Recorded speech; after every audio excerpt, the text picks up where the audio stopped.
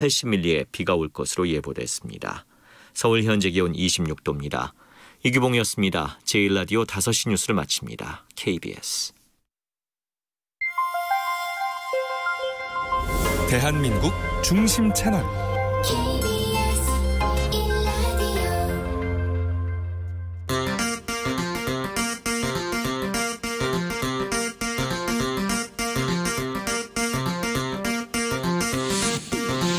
주진우 라이브.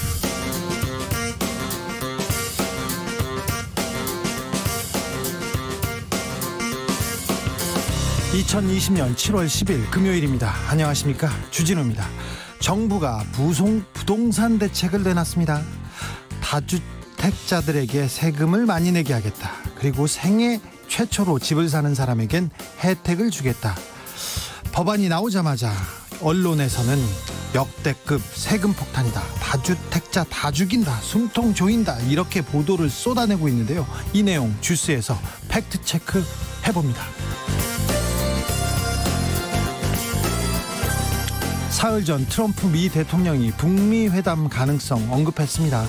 김정은 위원장과 매우 좋은 관계라고도 했는데요. 그 말에 오늘 김여정 제1부부장이 화답했습니다. 북미 회담 올해는 일어나지 않으리라 본다. 우리한테는 이익이 없다고 했습니다. 그런데 북한은 트럼프 대통령과의 친분을 언급했습니다. 오호, 분위기가 좀 달라집니다. 과연 10월에 북미가 마주 앉을 수 있을까요? 워싱턴 연결해서 지금 트럼프의 여러 상황들 짚어보겠습니다.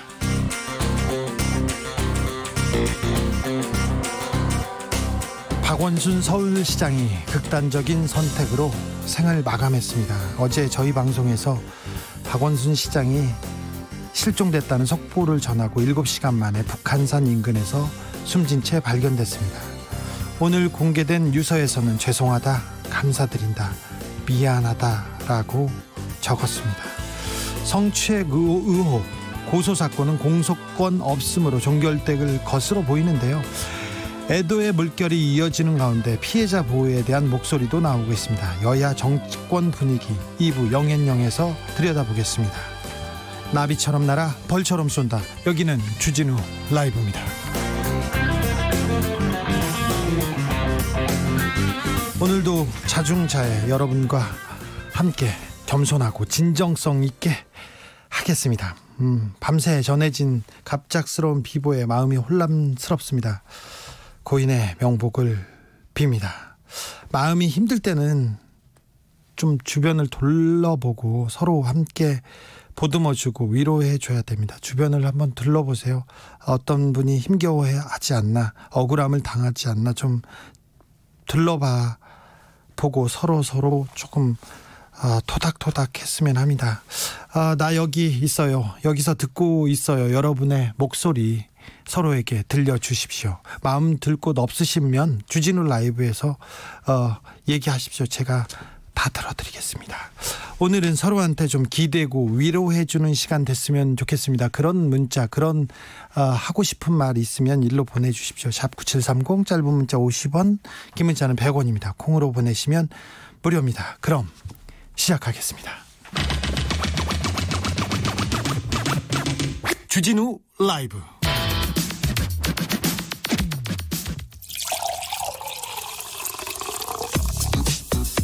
진짜 중요한 뉴스만 쭉 뽑아냈습니다. 주 라이브가 뽑은 오늘의 뉴스 주스. 정상근 기자, 어서 오세요. 네, 안녕하십니까. 네, 첫 번째 뉴스부터 만나볼까요? 네, 이 박원순 서울시장의 비보가 좀 전해졌습니다. 네. 일단 개요부터 말씀을 드리면요. 박원순 서울시장은 어제 오후 5시 20분쯤 실종 신고가 접수가 됐고요. 박원순 시장의 딸이 경찰에 신고를 한 것으로 알려졌습니다.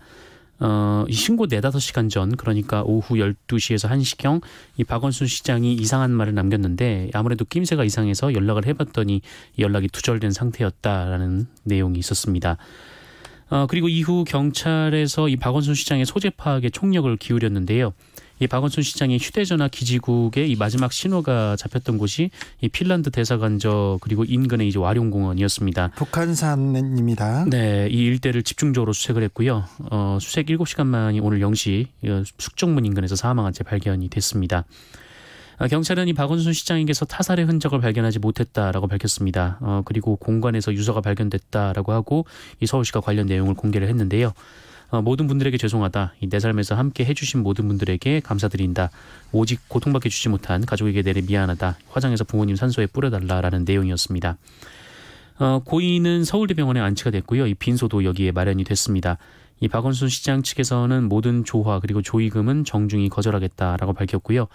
이 고인의 장례는 서울특별시 기관장으로 5일장으로 치러질 예정이고 오는 13일 발인합니다. 박원순 시장은 청와대 삼청동 그 뒤편에 있는 북악산에서 발견됐습니다. 서울시는 권한대행 체제로 가는 거죠?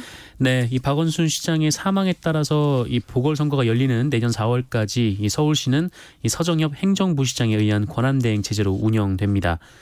이 서정엽 부시장은 오늘 9시 그리고 10시에 시청에서 브리핑을 갖고 이 비통한 심정을 금할 길이 없다라면서 이 서울시정은 안전과 복지를 최우선으로 하는 박원순 시장의 시정 철학에 따라 이 중단 없이 국권이 계속되어야 한다라고 말했습니다. 네. 이 서정엽 부시장은 이 모든 서울시 공무원이 하나가 돼서 시정 업무를 차질 없이 챙겨 나가겠다라면서 이 특히 코로나19 상황이 시시각각 엄중한데 이 시민 안전을 지키는 데 부족함이 없도록 모든 노력을 다하겠다라고 밝혔습니다. 네. 서울시 공무원들은 검은 양복에 이 가슴에 근조가 적인 띠를 달고 있다라고 하고요. 좀 침통한 분위기라고 하는데요. 네.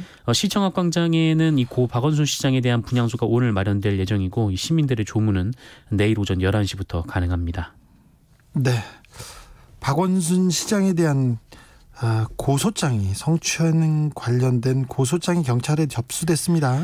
네, 그 SBS에 따르면 이 박원순 서울시장의 실종 소식이 알려지기 전인 그제 밤에 이 박원순 시장에 대한 성추행 관련 고소장이 경찰에 접수가 됐다라고 합니다. 고소를 한 사람은 박원순 시장의 전직 비서로 알려졌고요. 이 서울시청에서 근무했다라고 합니다. 이 고소인 본인이 이 경찰에 직접 고소장을 제출을 했고 이 고소장에는 성추행 피해 정황을 상세히 기술한 것으로 전해졌습니다. 예. 이 고소인은 비서로 일하기 시작한 이후 이 성추행이 이어져 왔다 이렇게 진술을 한 것으로 전해졌고요. 본인 외에 더 많은 피해자가 있다라는 주장도 했다고 합니다. 다만 이것이 박원순 시장의 사망 원인과 또 연관이 있는지 아직 그것은 확신할 수 없는 상황인데 지금 인과관계는 밝혀지지 않은 상황입니다. 다만 경찰은 이 피고소인인 박원순 시장이 사망함에 따라서 이 공소권 없음으로 사건을 불기소 처분할 것으로 보입니다. 이 진상을 밝히기가 좀 어려운 상황이 됐는데 이 서울시는 이 피의 사실과 관련된 사항은 아직 알지 못하고 검토를 못했다라고 밝혔습니다. 또 한편으로는 경찰이 이 고소인에 대한 비난 비방에 대해 좀 우려하는 목소리가 높아지고 있는 가운데 이 적극 신변 보호 조치를 하겠다라고 밝혔습니다. 네. 경찰은 이 박원순 시장 고소인이 요청을 하면 이 최선을 다해 신변 보호에 나설 것이다라면서 고소인 보호를 비중 있게 검토하고 있다라고 밝혔습니다. 서현정님이 어젯밤은 왜 이리도 길던지요 얘기했습니다. 자정이 넘은 시간 박원순 시장이 사망했다는 비보가 전해졌는데요. 그 전에 그냥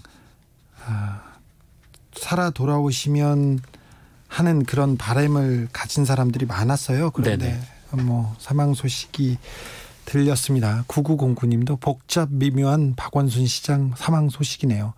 시장님의 지지자는 아니지만 기대감을 갖게 하시는 분이었기에 아쉬움이 많습니다. 그리고 명확한 사실관계가 나오지 않았으나 성추행 피해자도 너무 안타깝기만 합니다. 피해자의 2차 가해가 가지 않도록 언론이나 정치권이나 여론이나 철저히 피해자를 보호해 주시기 바랍니다.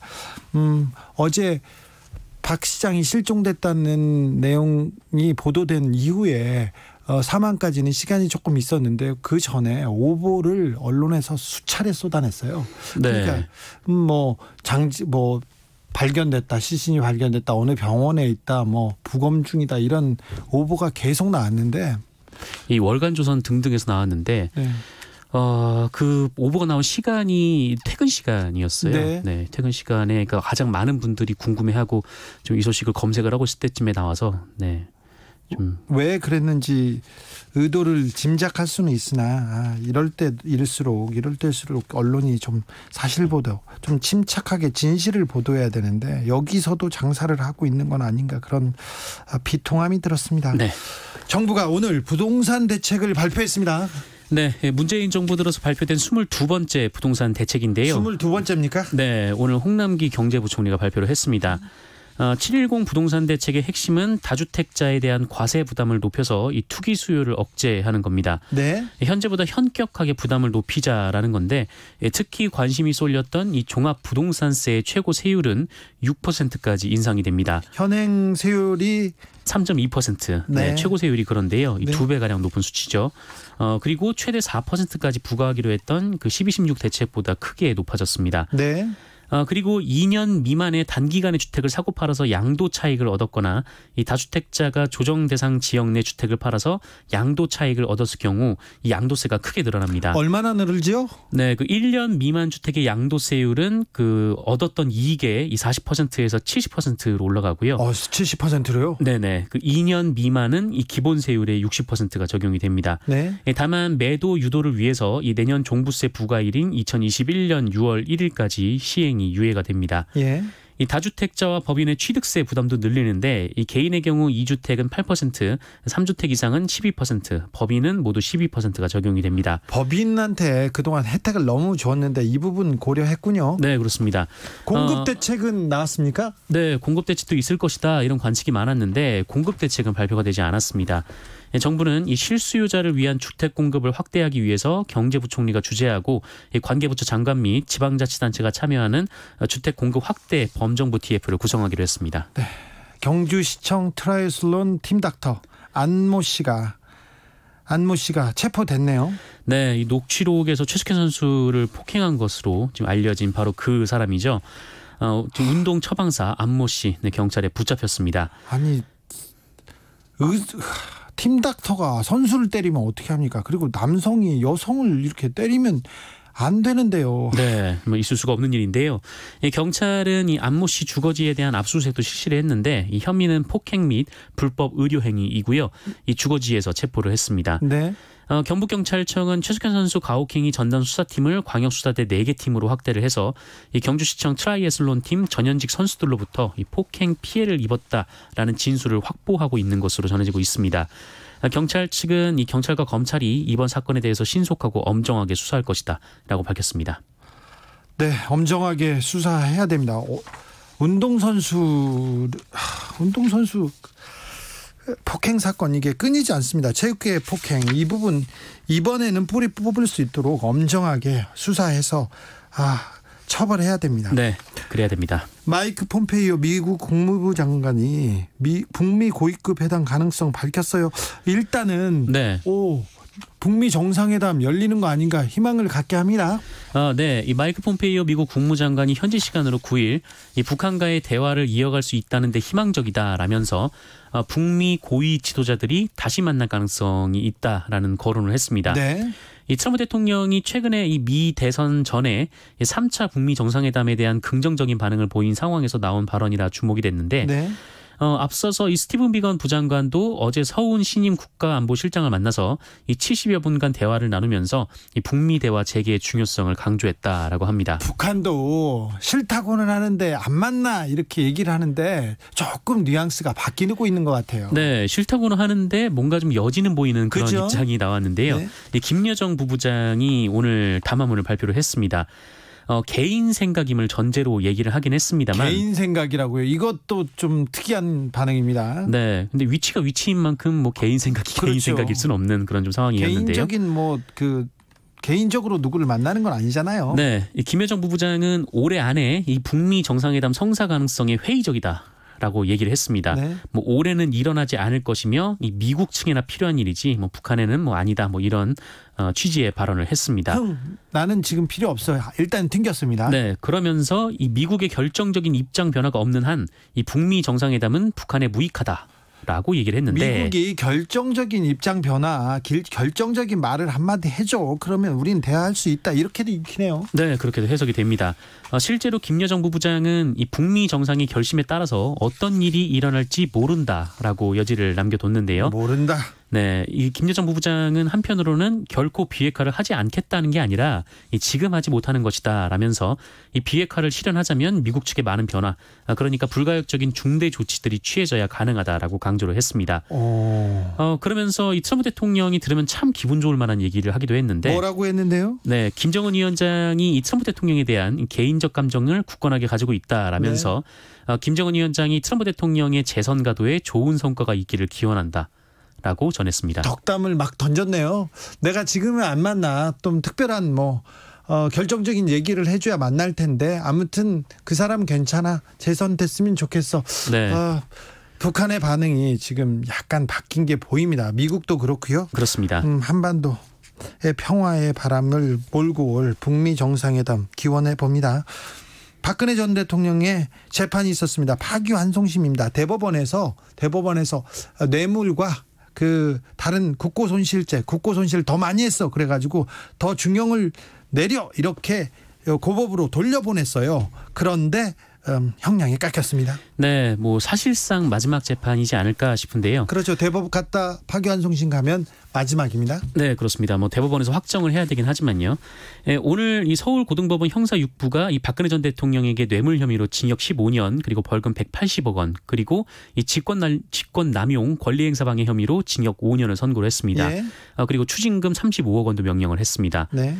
앞서 파기환송 전에, 그러니까 대법원에서 파기환송되기 전에 2심에서는 이 국정농단 사건으로 징역 25년 그리고 국정원 특활비 사건으로 징역 5년을 선고받은 바가 있는데 두 사건이 병합된 이날 재판에서 박근혜 대통령은 전 대통령은 총 20년을 선고받아서 기존 사건의 이 30년보다 10년 낮은 형이 나왔습니다. 이상하죠. 죄가 늘었는데 형량이 10년이나 줄었습니다. 네, 앞서 이 대법원은 국정농단 사건에서 공직선거법에 따라서 이 대통령 재임 중 저지른 뇌물 범죄의 경우 분리 선고해야 한다라면서 2심에서 다시 재판을 하라 이렇게 결정을 한 바가 있는데 네. 이 박근혜 전 대통령이 대법원에 재상고하지 않으면 이 형이 확정돼서 박근혜 전 대통령의 형사 사건은 모두 마무리가 됩니다. 이 박근혜 전 대통령은 이날 이 선고된 20년을 포함해서 새누리당 공천개입 혐의로 확정된 징역 2년을 더하면 총 22년형을 선고받게 됩니다. 200억을 또 200억 가까운 돈을 내지 않으면 노역형도 있는데요. 이거는 둘째치고 재판부에서 개인적으로 얻은 이익이 별로 없고 네. 개인적으로 이득을 보기 전에 이게 걸렸거든요. 범죄 혐의가. 그리고 정치적으로 파산 선고를 받은 것이나 다름없기 때문에 이걸 고려했다고 했는데 정치적인 행위를 왜 법정에서 네, 고려하죠. 네. 나이가 어리면 어린 대로 많으면 많은 대로 고려하면 한 대로 파산 선고, 정치적으로 파산 선고를 받았기 때문에 또 깎아준다? 아니, 죄가 늘었는데 형량이 줄어들고 이걸 국민들은 어떻게 봐야 됩니까? 나이가 어리면 깎아주고 나이가 많으면 또 깎아주고 비 오면 깎아주고 바람 불면 깎아주시는 건가요? 왜 법이 이렇게 힘있고 돈 있는 사람들한테는 따뜻한 건가요? 오석준, 이정환, 장수진 부장판사님, 그냥 법이 어떤 사람한테만 따뜻해서 그냥 불러봤습니다. 코로나 현황도 좀 잠깐 짚어볼까요? 네, 오늘 0시 기준 신규 확진자가 45명입니다. 국내 발생 확진자가 22명, 해외 발생 확진자가 23명으로 해외 발생 확진자가 더 많았습니다. 예. 지역별로는 서울과 대전이 7명씩 나왔고요. 경기도와 광주가 3명씩, 전남에서 2명이 나왔습니다. 누적 확진자는 13,338명, 누적 사망자는 288명입니다. 이 대전에 감염자가 많은데요. 대전이요. 네, 다시. 이 대전 서구의 더 좋은 의원과 관련해서 이 5명의 추가 확진자가 나왔습니다. 이 개인 의원으로부터 감염된 누적 확진자가 총 17명이 되고요. 대전 서구 일가족 확진이 있었는데 여기에 관련된 확진자도 6명이 추가로 나왔습니다. 그리고 서울 롯데 미도파 광화문 빌딩 관련해서 7월 6일 이 환자가 확진 판정을 받은 이후에 5명이 더 추가가 돼서 총 6명이 여기서 확진 판정을 받았고요. 이에 대해서는 감염 경로에 대한 조사 그리고 접촉자 검사가 진행 중에 있습니다.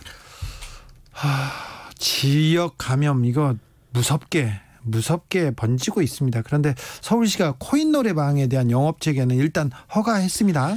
네, 뭐 아무래도 코인 노래방 업주들의 좀 사정이 좀 여의치 않은 상황이긴 한데요. 예. 이 서울시는 지난 5월 이 무인 영업 등으로 방역에 취약한 서울 전역에 617개의 코인 노래방에 대해서 영업 금지에 해당하는 집합 금지 명령을 내렸었습니다. 네. 그리고 오늘 이 영업 재개를 허가를 했는데 그런데 우리가 노래방에서 그 마이크에서 그 밀폐된 공간에서 감염이 많이 일어나는 걸 봤을 거 아니에요. 좀 서울시에서 어떤 좀 단서 조항을 달긴 했겠죠? 네, 그렇습니다. 이 조건이 있습니다. 이 마스크 착용 그리고 유증상자 확인 및 출입 제한 같은 그 정부가 정한 이 노래 연습장 방역 수칙이 7가지가 있는데 네. 여기에 더해서 3가지의 이 방역 조건을 더했습니다. 뭐죠? 일단 반드시 1명 이상의 방역 관리자를 상주하도록 하고, 그러니까 무인으로 운영하지 말라라는 것이죠. 예. 그리고 정기적으로 환기를 하되 이 부스당 이용 인원을 최대 2명으로 제한하도록 했습니다. 2명 이상이면 못 갑니까? 네, 3명부터 못 들어갑니다. 그리고 4인 이상 시설인 경우에는 이 제곱미터당 1명이 이용을 할 수가 있습니다. 그리고 코인 노래 연습장 영업을 위해서는 관할 구청에 사전 신청을 해야 하고요. 신청업소는 현장에서 실사를 받은 뒤에 방역수칙 준수 이행 확약서도 제출을 해야 됩니다. 이후 구청에서 별도 심의를 거쳐서 영업 가능 여부를 통보를 하게 됩니다. 네. 여기까지 듣겠습니다. 주스 정상근 기자 함께했습니다. 오늘도 감사했습니다. 네, 고맙습니다. 김배공님, 언론이 지금껏 부동산 대책을 비판하면서 집값을 못 잡는다고 했는데 이제 좀 잡을 만한 대책을 내놓으니 세금 폭탄이라고 하는데, 그럼 언론이 말하는 대책이 뭔지 말해야지 비판만 하면 안 되죠. 정확히 보셨어요. 이래도 때리고 저래도 때립니다. 그리고 부동산을 잡지 않습니까? 그러면은 또 토건 마피아라고 하자면 그 건설회사가 돈을 못 벌면 또 그 입장에서 또 때리고요. 그리고 안정되면 때리고 안정 안 되면 때리고, 그게 우리 경제 기자들의 조금 속성이었습니다. 그 진실과 이게 상황을 정확하게 전하는 것보다는 일단 비판 먼저 하는 게 그 우리 언론인의 한 면 아닌가 이렇게 생각하는데, 저도 제 행태를 좀 되돌아보기도 하는데요. 네. 특별히 부동산 기자들은 이 점 잘못되어 있습니다. 크게 잘못되어 있습니다. 김정우님, 어젯밤엔 비가 그렇게 많이 오더군요. 인생이란 게 이토록 허무한 걸까요? 잠들기 힘든 밤이었습니다. 네. 바람이 불지 않는 날이 없습니다. 파도가 치지 않는 날이 없습니다. 그럼에도 잘 되겠죠? 네. 앞으로 잘 나갈 수 있겠죠? 네. 0833님, 오늘은 노회찬, 김자옥, 최진실, 노무현님이 가신 날의 데자뷰 같아요. 언제까지 언제나 TV를 켜면 언제든 볼 것만 같은, 단 한 번도 만난 적은 없으나 나와 마음을 나눈 그 누군가를 보낸 허망함. 네. 허망하다, 황망하다, 이런 분들 많았는데요. 힘을 내세요. 힘을 내세요. 지금껏 그분이 이 사회에, 그리고 그 시민들한테 이뤄놓고 던져놓은 메시지가, 그리고 해놓은 일들이 적지 않습니다. 그러니까 힘내자고요. 교통정보센터로 갈까요? 김한나 씨. 네, 금요일인 만큼 교통량이 많습니다. 특히 서울 시내 돌발 상황들을 주의하셔야겠는데요. 먼저 올림픽대로 잠실 방면으로 방화대교를 지난 지점 4차로에서 사고가 났습니다. 부근으로 밀리고 있어서 주의 운전하셔야겠고요. 또 성산대교 남단에서 북단 쪽으로도 추돌 사고가 발생해서 2개 차로를 막고 있습니다. 분당 수서로에서는 고장차 여파인데요. 성남 방면으로 청담 북단에서 남단 쪽으로 정체되고 있고, 중부고속도로 하남 방면은 일죽 부근에서 있었던 사고로 2km 여파 받고 있습니다. 이후로 남이천 부근에서 2km, 또 경기 광주나들목 부근과 하남 분기점 부근에서 속도 떨어집니다. 반대 남이 방면은 진천터널 부근에서 8km 더디게 지나고 있고요. 평택 시흥고속도로 시흥 쪽으로는 조암 부근에서 송산 마도 부근 12km 더디게 지나고 있습니다. 또 경부고속도로 서울 방면은 목천 부근 1차로에서 고장차를 처리하고 있어서 주의 운전하셔야겠습니다. KBS 교통정보센터였습니다. 여러분이 지금 듣고 계신 방송은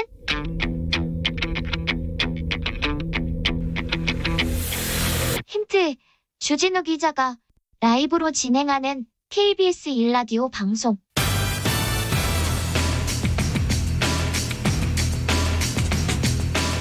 정답 보내실 곳은 문자로 샵9730, 짧은 문자 50원, 긴 문자 100원, 콩으로 보내시면 무료입니다. 여러분의 정답이 청취율 조사의 정답입니다.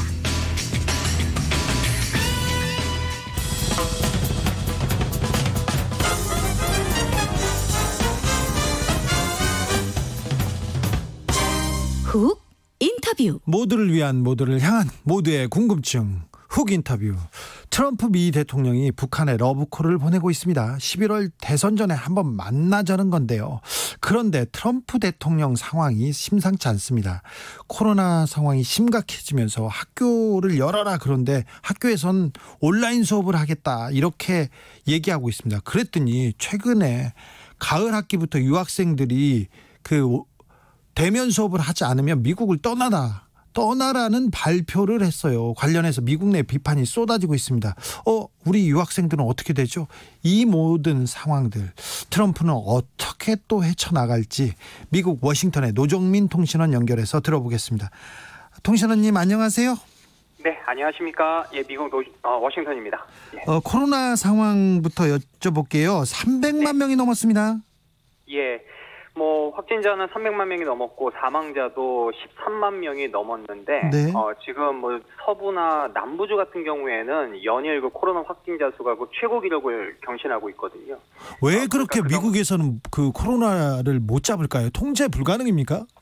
글쎄요, 지금 너무나도 빠르게 지금 사회적 거리두기 또 경제 봉쇄 조치를 좀 너무 빠르게 완화한 거 아니냐, 이제 이런 비판이 좀 나오고 있는데, 사실 그동안에 좀 많이 사회적 거리두기도 좀 잘 지켜오고 그랬는데, 한 4개월이 지나면서, 이제 여기에 대해서 좀 느슨해진 면이 있고, 그래서 지금 일부 지역에선 다시 좀 사회적 거리두기를 좀 강화하거나, 경제 봉쇄 정책을 다시, 시행하는 그런 주도 좀 늘고 있는 것 같습니다. 네. 트럼프 행정부가 온라인 수업만 듣는 유학생들 귀국해라, 이런 발표를 했네요. 이건 또 무슨 뜻이에요?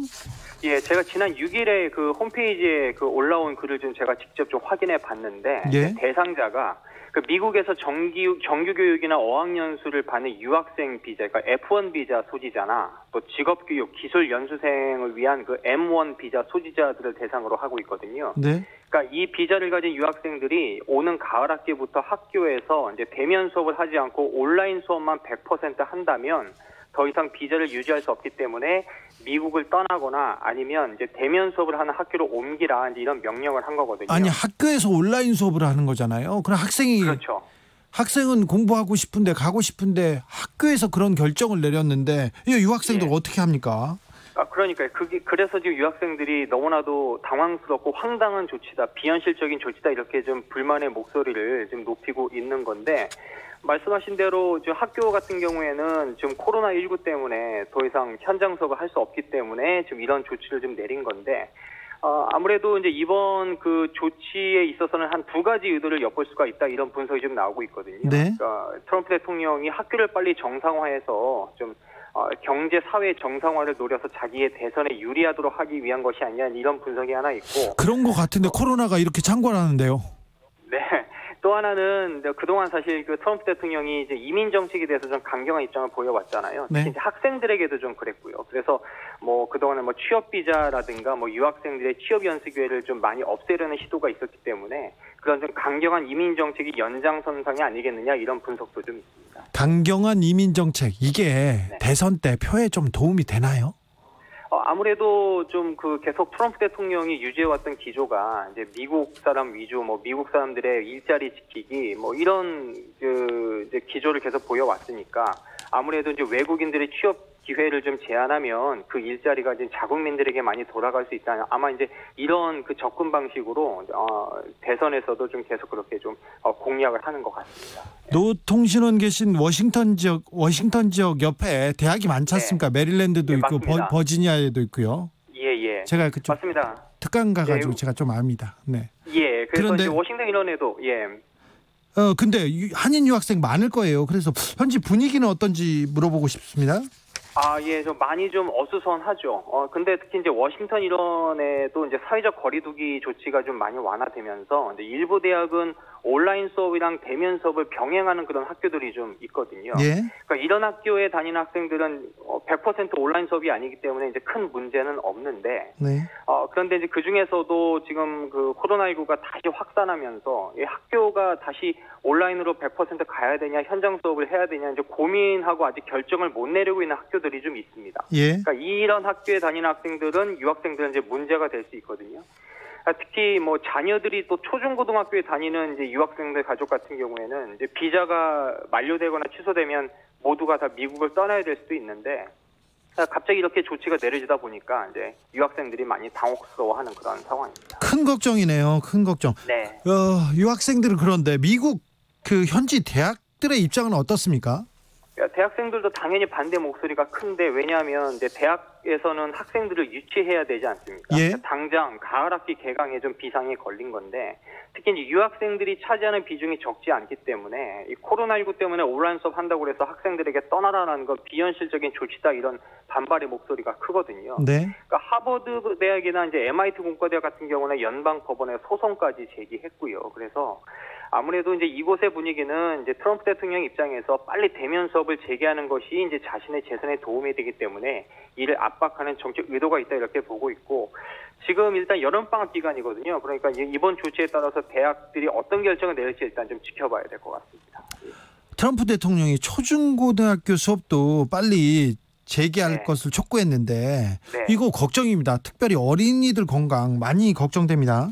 예, 뭐 저도 지금 5학년 이제 딸이 한 명 있는데 이제 봄학기 동안에는 학교를 안 가고 계속 온라인 수업만 했거든요. 예. 그런데 계속 학교를 뭐 열어라 이제 트럼프 대통령이 그런 이야기를 하니까 사실 뭐 학부모들은 아이들 학교에 보내고 싶긴 합니다만 아무래도 이제 코로나19가 너무 계속 확산하고 이제 불안한 감이 크니까 어떻게 해야 될까 지금 뭐 걱정과 좀 고민이 좀 많거든요. 그런데 아무래도 이제 전문가들이나 이제 교육 당국자들은 이제 코로나19가 확산하는 때에 이제 학교를 열면 아이들의 안전에 좀 문제가 된다, 염려가 된다 이런 입장을 좀 보이고 있는데 오히려 트럼프 대통령은 아무 문제 없을 거다. 그러니까 이제 학교 문 열어라 계속 강조하고 있습니다. 그래서 뭐 이런 부분에 대해서도 좀 학부모들하고 또 트럼프 대통령은 좀 견해차가 있는데 학교를 열고 말고 하는 것은 아무래도 이제 주정부나 지역 당국이 결정한 문제니까 이제 여기에 대해서도 좀 학부모들의 의견을 많이 좀 모으고 있는 것 같습니다. 네. 주제를 좀 정치 쪽으로 옮겨볼까요? 북미 정상회담 개최 가능성에 대한 언급이 조금 늘어나고 있습니다. 서로 네네. 아직은 냉랭하지만 그래도 던지는 말이 그렇게 싫지만은 않고 만날 생각이 네. 있는 것처럼 보입니다. 예.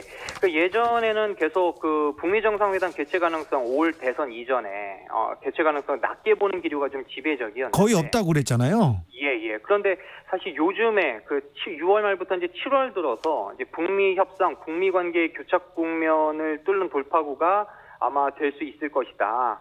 그래서 3차 정상회담의 가능성이 좀 있지 않겠냐 이런 이야기가 조금 워싱턴에서 계속 좀 나오고 있거든요. 네. 특히 볼턴 전 보좌관의 회고록에서 이제 트럼프 대통령이 사실은 대북 제재 완화에 대해서 좀 관심이 있었다 이제 이런 이야기가 나오면서 예. 다시 그런 카드를 내밀고 3차 정상회담을 좀 개최하지 않겠느냐, 그 가능성이 있지 않겠느냐 이런 이야기들이 뭐 전문가들이나 미국 조회에서 조금씩 고개를 들고 있죠.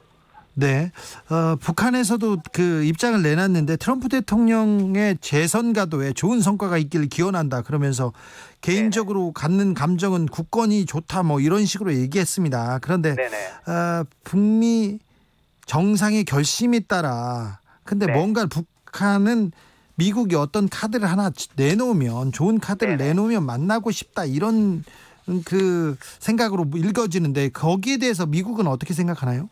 그렇죠. 그러니까 지금 북미 관계 지금 그 돌파구 핵심은 바로 이제 북한이 원하는 바로 대북 제재 완화. 여기에 대해서 미국이 좀 접근 방식을 바꿔서 와라 이제 이런 이야기거든요. 네. 그러니까 미국에서도 그걸 충분히 이해하고 있는데 사실 그 여기에 대해서 그 미국의 전반적인 기류는 지금 트럼프 대통령이 뭐 대북 제재 완화 카드까지 내밀면서 좀 북한을 만날 가능성이 과연 있겠느냐. 이제 여기에 대해서 회의적인 그 기류가 일단 지배적인데.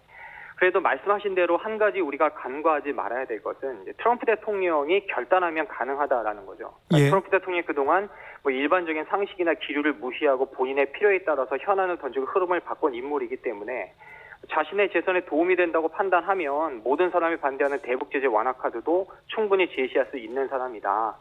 또 지금 트럼프 대통령이 여론에서 많이 밀리고 있는데 혹시나 재선에 성공하지 못할 것 같다 하더라도 마지막 외교적으로 북한 문제만큼 해결하고 가겠다 이런 결심을 하면 충분히 뭐 나설 가능성도 있다. 이런 이야기가 좀 설득력을 어느 정도 얻고 있습니다. 북한 문제가 대선에 도움이 되면 트럼프 재선 가도에 도움이 되면 무조건 할 텐데 좀 대선에 도움이 될 거야 이런 좀 여론을 만들면 트럼프 대통령이 움직이지 않을까요?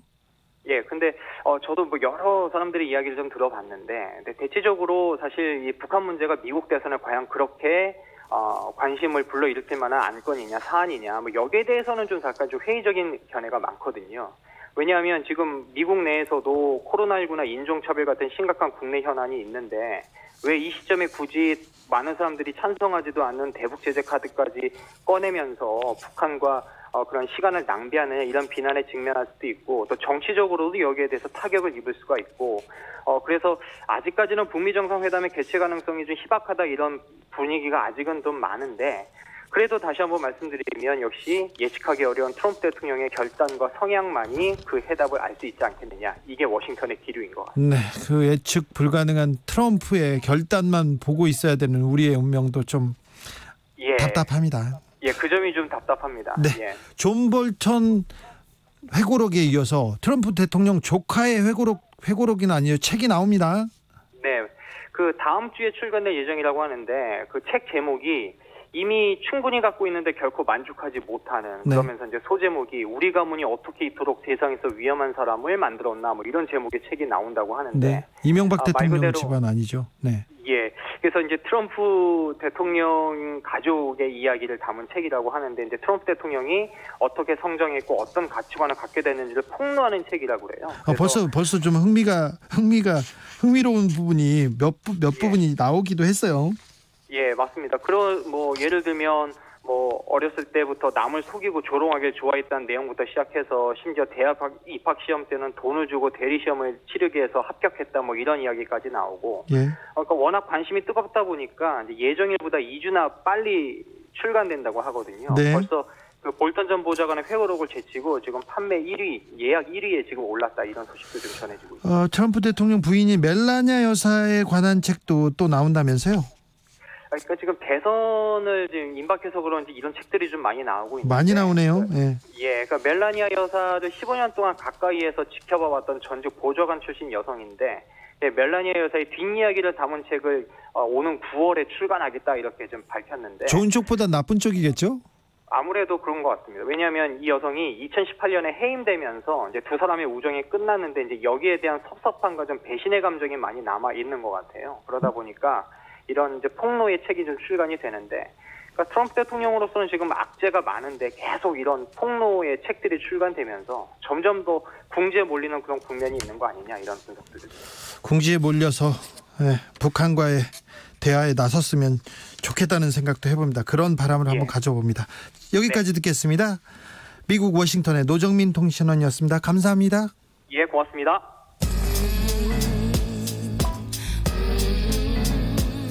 나비처럼 날아 벌처럼 쏜다. 주진우 라이브.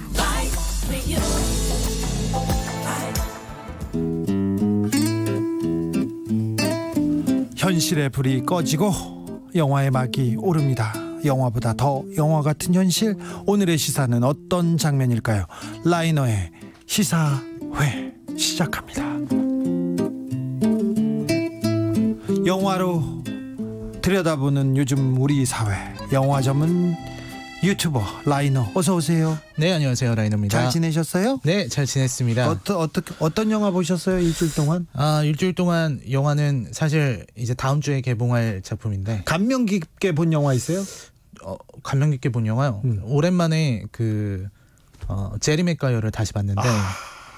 제리 맥과이어. 오랜만에 보니까 또 감동이 또 살아오더라고요. 탐 크루즈. 예. 네. 그리고 또 스포츠 에이전트인데 그 운동선수와 갖는 그 우정, 뭉클했었어요. 네. 그때 오스카를 탈 수도 있었는데 못 탔죠? 네. 오늘은 그렇습니다. 어떤 얘기로 넘어가 볼까요? 네, 그 최근에 폭행에 시달리다가 유명을 달리했던 고 최숙현 선수 기사를 읽었습니다. 네, 너무 가슴 아픕니다. 네, 참 안타까운 일이고 또 체육계의 오랜 관행에 대해서 우려를 금할 수가 없는데요. 아니 폭력이 관행이라니요. 이건 진짜 너무한 거 아닙니까? 이 사건을 보다가 최근에 나온 다큐멘터리가 하나 떠오르더라고요. 네. 얼마 전에 나온 건데요. 넷플릭스 다큐멘터리예요. 1시간 40분 정도 되는 우리는 영원히 어리지 않다라는 작품입니다. 우리는 영원히 어리지 않다. 이게 체육 관련된 고 최숙현 선수와 관련된 게 좀 관련된 내용이죠? 네, 그렇죠. 이거는 이제 미국의 이야기입니다. 네. 미국의 전미 체조협회의 성폭력을 다루고 있어요. 정확히는 전미 체조협회의 팀 닥터가 여기도 팀 닥터 나옵니다. 네, 팀 닥터가 성폭행을 했습니다. 네. 레리 나사르 혹은 레리 네서 이렇게 부르는 이 사람인데요. 한 30년 정도 경력이 있고요. 그리고 원래 이런 정골요법, 마사지 이런 걸 하는 모양입니다. 원래 전문가군요, 이분은. 네, 그렇죠. 미시간 주립대 의대 교수로 있다가 이제 국가대표 선수들이 팀닥터가 필요하니까 거기서 이제 했던 사람이죠. 근데 이 사람이 이제 그런 어떤 정형외과의 권위자이긴 했는데 여기서 이제 뭐라고 할까요? 전미 체조협회 내부의 카르텔과 함께 성폭행을 저질렀던 사람인 거죠. 혼자 이런 일은 혼자 이루어지지 않습니다. 네, 중요한 사람들이 더 있습니다. 스티브 페니라는 전미 체조협회의 협회장 그리고 카롤리 부부라고 해서 미국에서는 좀 영웅 같은 사람들인데 그 감독입니다. 네, 체조팀 감독. 네. 이 두 사람 그 카롤리 부부죠. 이 사람들이 이제 만든 건데요. 사실 처음에 보도되기로는 이게 성폭행이 보도가 됐던 게 아니라 여기에 이상한 관행이 있었다고 합니다. 그러니까 전미 체조협회는요.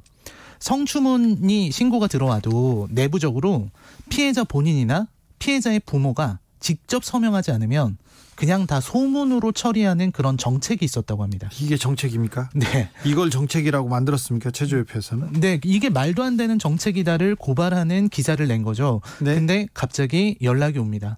그게 뭐냐면 옛날 체조 선수들, 미국 체조 선수들이 우리는 코치나 이런 문제가 아니라 유명 의사, 그 레리 네서라는 의사로부터 성폭행을 당했다. 네.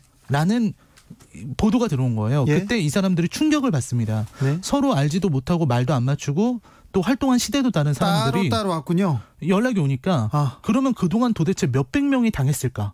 이 생각이 든 거죠. 예. 그리고 다큐멘터리는 본격적으로 어떻게 이런 일이 가능했는지를 설명하게 되는데요. 네. 이 모든 일의 시작은 사실은 루마니아에서 시작됐습니다. 루마니아면 체조에 뭐 굉장히 강한 나라인데 나디아 코마네치가 루마니아의 전설 아닙니까? 네, 전설적인 체조 선수 나디아 코마네치인데요. 처음으로 국제대회에서 10점 만점을 얻어서. 네, 맞습니다. 76년 몬트리올 올림픽이었는데요. 이때 나이가 14살이었어요. 14살짜리가 네. 천재가 하늘에서 내려와가지고 체조계를 이렇게 평정합니다. 네, 그렇게 저도 알고 있었는데 다큐멘터리는 좀 다른 이야기를 합니다. 그 전에 50년대만 해도 성인들이 체조 선수 대부분이었대요. 근데 이 나디아 코마네치를 키워낸 사람이 아까 말씀드린 카롤리 부부입니다. 이 카롤리라는 사람들이 엄청 유명한 사람이에요. 6살짜리 애들부터 데리고 와서 훈련을 시키기 시작해요. 예. 그러면서 이제 그 결실을 맺은 게 14살의 나디아 코마네치였죠. 예. 그리고 나서는 이제 어린 소녀들이 체조를 하겠다는 붐이 불게 되고, 네. 그리고 루마니아에 있었던 카롤리 부부는 부와 명예를 쫓아서 미국으로 망명을 하게 됩니다. 그때까지만 해도 미국에서 체조는요 그렇게 인기 스포츠도 아니었고 체조를 잘하는 나라도 아니었어요. 미국은. 근데 이 부부가 와가지고 코치를 맡으면서 미국 국가대표 체조팀이 급성장합니다. 네, 엄청난 속도로 성장해서요. 1984년 LA 올림픽에서는 미국 체조 선수들이 대표팀 우승을 하게 되죠. 네. 이렇게 우승을 이끌고 이런 게 가능해졌는데 루마니아식으로 네. 어린 선수들을 발굴해서 체조를 시켜서 어린 나이에 금메달을 따게 하는 이 방식이요. 루마니아식. 그렇죠. 네. 그 루마니아식인데 사실 카롤리 부부의 방식은 사실은 자노카미 방식입니다. 아이고. 그러니까 굉장히 잔인했다고 하고요. 이 남편이 이제 벨라 카롤리인데 벨라 카롤리는 폭행이 일상이었다고 합니다. 네. 그리고 마르타 카롤리 역시 폭언과 폭행을 일삼았고 실제로 미국 선수들이 이렇게 마르타가 따귀를 때릴 때 반지를 끼고 때렸대요. 그래서 얼굴에 반지 자국이 남고 이런 경우가 되게 많았었다고 합니다. 아이고. 이런 식으로 해서 우승을 시켰는데 이게 사실 되게 의미 있는 장면이 96년 베를린 올림픽 때 캐리 스트러그라는 선수가 있어요. 이 선수가 어떤 장면이냐면 이 선수가 도마를 띄어서 몇 점 이상이 나오면 미국이 우승하는 그런 예. 시점인데요. 첫 번째에 떴는데 누가 봐도 발목에 부상을 입었습니다. 예. 거의 골절에 가까운 부상을 입어서 절뚝거리는데 그 상황에서 아무도 말리지 않고 이 선수는 뛰겠다고 하고 결국 2차 시기를 뛰어서 미국에 금메달을 줘요. 모든 사람들이 환호하는데 여기서 과거 선수들은 이 장면이 이상하다고 말하는 겁니다. 아니 그 역경, 고난, 이 부상을 딛고 금메달을 땄는데 이게 이상하다. 왜냐하면 발목이 거의 부러진 상태인데 네. 이 상황에서 이 어린 선수는 선택할 수가 없었다는 거예요. 자신의 의지와 자신의 생각으로 내가 뛸 수 있다 없다를 선택한 게 아니라 강제적으로 강압적으로 뛸 수밖에 없었다는 거죠. 이런 대표팀 분위기에서 팀닥터가 계속해서 몸을 만져주고 교정해주고 그러면서 성추행을 한 건가요? 아니면 네. 또 다른 이런 분위기에다가 사실 스티브 펜이 얘기를 잠깐 하자면 그 사람은 장사를 하는 그러니까 마케팅 부서에 있다가 워낙 마케팅을 잘해서 협회장이 된 거예요. 예. 그러니까 이 사람은 카롤리 부부를 무조건 다 용인해 주는 겁니다. 협회장이. 네. 저 성적만 내면 돼. 성적만 내면 그렇죠. 돼. 네. 어쨌든 상관없어라는 거고요. 그리고 이 의사는 여기서 이 선수들 편을 들어주는 겁니다. 그러니까 선수들이 워낙 강압적인 분위기고 너무 스트레스 받고 무섭잖아요. 근데 의무실만 오면은 분위기가 풀어지는 거예요. 그래서요. 재밌는 농담도 해주고 네. 간식도 주고. 그러면 좀 이분은 좀 좋은 사람 아닌가요? 그러니까 좋은 사람으로 느끼는데 그러면서 이제 성추행을 하는 거죠. 또 다른 악마가 여기 있네. 더 기생하는 악마죠. 사자를 피해가지고 이쪽으로 왔더니 또 있네요. 네. 이 친구는 겉으로는 선수들 편 들어주고 코치들은 괴물이야 이렇게 얘기하면서 은근슬쩍 만지고 성폭행하고 점점 더 수위를 높여갑니다. 그러면서 자기 스스로 그런 아동 성추행을 즐기고 있었던 거죠. 이게 몇 년 동안 얼마나 많은 사람들한테 가해졌어요? 무려 30년 동안 가했다고 하고요. 30년이요? 네. 그리고 이 사람을 거쳐간 선수가 몇백 명인지 거의 추산이 안 될 정도고 그리고 대부분의 선수들이 정말 엘리트 스포츠 올림픽 금메달을 따기 위해서 온 선수들이었다는 거예요. 모든 걸 바쳐고 모든 걸 내줬네요. 인생을 바쳤기 때문에 이 사람이 성추행을 하고 성폭행을 해도 그거를 말할 수가 없었던 겁니다. 그동안에 자기가 걸어온 길, 그 시간이, 그 노력이 아까우니까 그걸 참고 참았던 거죠. 그래서 어떻게 됩니까, 결말은? 결말에서는 결국은 이 사람이 잡혀갑니다. 예. 선수들이 많이 이제 이 문제가 됐으니까요. 고소를 했고 이제 변호사가 그 언론에다가 이 사람을 변호하기 위해서 중요한 대사를 해요. 네. 치료 목적으로 몸을 만진 거지 성기에 손을 댄 적은 없다. 예. 근데 거기서 이제 난리가 난 겁니다. 네. 엄청 수백 명의 선수들이 증언을 했다고 해요. 예. 왜냐하면 자기가 당한 거랑 다르니까. 네. 내가 어렸을 때 당한 거랑 너무 달랐기 때문에 그런 얘기를 하게 됩니다. 사실 그래서 재판에서 그 미국의 과거 체조 국가대표 선수였던 카일 스티븐슨이라는 분이 와서 발언을 하시면서 했던 발언이 이 영화의 제목이 되기도 했는데요. 실제로 했던 발언인데 이런 발언입니다. 어린 여자아이들은 영원히 어리지 않다. 그들은 강력한 여성으로 변해 당신의 세계를 박살내러 온다. 레리 내선은 그래서 어떻게 됐습니까? 레리 내선은 재판 끝에 형을 175년 형을 받았습니다. 175년. 나이 먹었다고 봐주고 그러지 않습니다. 여기는 175년 받았습니다. 스티브 펜이 회장은요? 회장은 지금 체포됐습니다. 체포됐어요? 재판 진행 중이라고 합니다. 지금이요? 네. 이게... 그래서 전미 체조 협회장까지 체포했기 때문에 성과라고는 하지만 그 미국 내에서는 아직 너무 아쉽다는 얘기가 많은 것 같아요. 왜냐하면 미국도 체육계의 어떤 비리라든지 성추행, 성폭행 이런 것이 체조에만 국한된 게 아니라 다른 체육계에도 이런 일들이 많이 있다고 합니다. 네. 안타까운 일이 미국에도 있었네요. 우리 사회에도 조금 더 이 문제에 큰 관심을 가져야 됩니다. 인권이 중요하지 진짜. 메달이 무슨 소용입니까? 여기까지 들을까요? 네, 감사합니다. 시사회였습니다. 라이너 함께했습니다. 감사합니다. 고맙습니다. 레이디 가가의 Till It Happens to You 들으면서 잠시 들렀다가 6시에 돌아오겠습니다. 만사고고님이 형량이 마음에 드네요. 175년 그렇죠? 잘못했으면 그게 걸맞는 형량 줘야죠. 3432님 체육계 관행, 법조계 관행, 금융계 관행, 문화계 관행, 관행 이제는 그 관행을 기본 형량은 30번 징역 30년부터 주는 그런 관행으로 바로 잡읍시다. 정말 가슴이 아프네요. 이런 의견 주셨습니다. 저는 곧 올게요.